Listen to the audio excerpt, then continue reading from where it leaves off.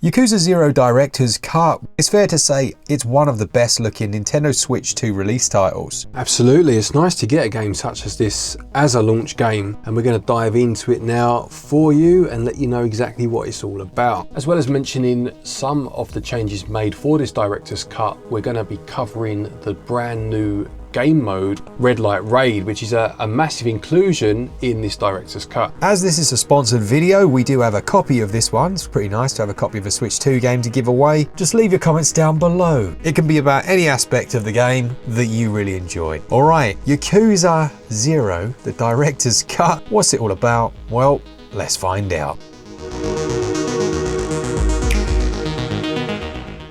The storyline of Yakuza 0 is set in 1988 Japan as you play as the up-and-coming Yakuza Kazuma Kiryu, who's joined by club manager Goro Majima. Now, we won't go into story specifics, but if you're unfamiliar with the Yakuza series, not only does it cover these sweeping narrative beats, but it also sometimes emphasizes the smaller, often comical side quests and storylines.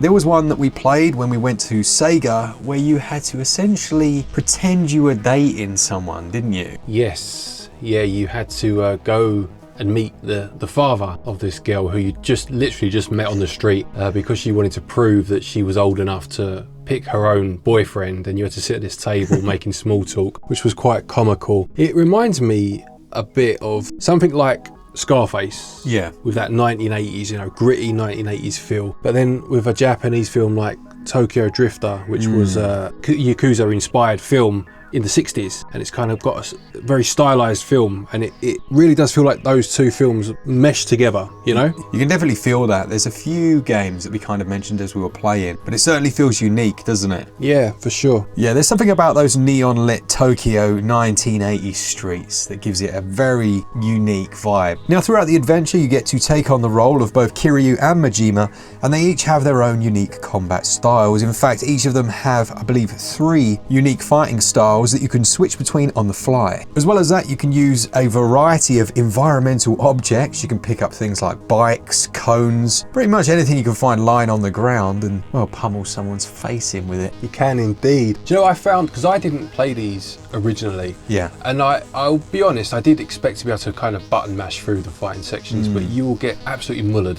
if you try that. You really do need to lean into the nuances of the fighting styles if you want to get anywhere. Absolutely. Things like the rush style is so much faster, but you have to use that dodge mechanic. Otherwise, like Glen says, you'll end up broken on the floor.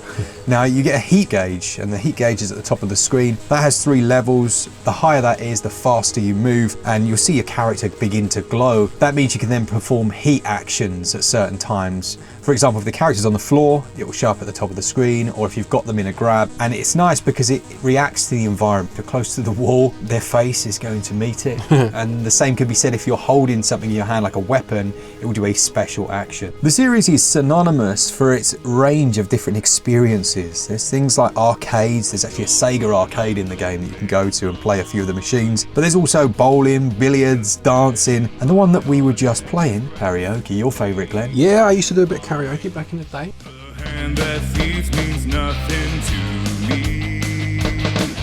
This tale. There are a few things, specifically on the Nintendo Switch 2 version, that set it apart from other third-party titles available at launch. Just as an example, 25 minutes of extra added cutscenes, and then some, yes please. English voiceover, but the main one, the one we mentioned at the start, well, aside from the fact the game looks and runs absolutely ridiculously well at 4K 60 FPS, is that Red Light Raid mode. Yeah, but you go through waves of enemies, and you can pick your character, and they will have a fighting style, as we mentioned at the start.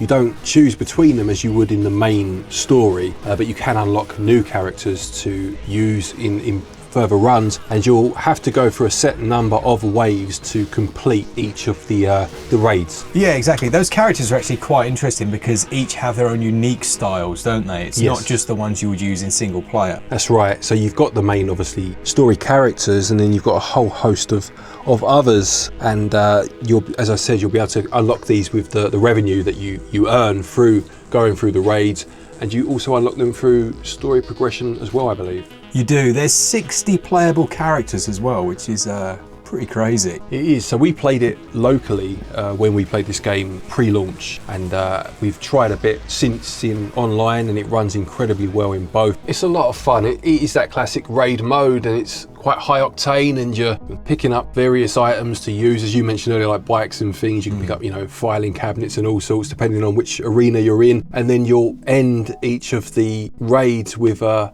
boss type confrontation. Yeah, this version also has an English dub added for the first time, and it's also a decent entry point to the series. Now let's have a little look at the visuals then, we might as well. Frame rates, how are they looking? Well, we're looking at a absolute locked in, like 60 frames, no drops, lovely and smooth, silky smooth, joy to play. 4K. It's basically like the perfect version of the game. It looks incredible. Things like texture detail, I was really surprised to just stop in the world and have a look at the amount that's going on. Those textures are really crisp. Shadow resolution is good. It uses screen space reflections, which look fantastic when you see the characters walking over puddles in those Tokyo streets. I think it just captures that 1980s vibe that you want. Yeah, for sure. Like I mentioned earlier with Scarface, you know, it just has that over stylized, over saturated, but in the best possible way, flair to it that works so well for a video game that's over the top and captures the 80s perfectly, really, doesn't it? Yeah, it really does. Things like the character models and the animations are really fluid. You can see they've used like motion capture for everything. Yeah.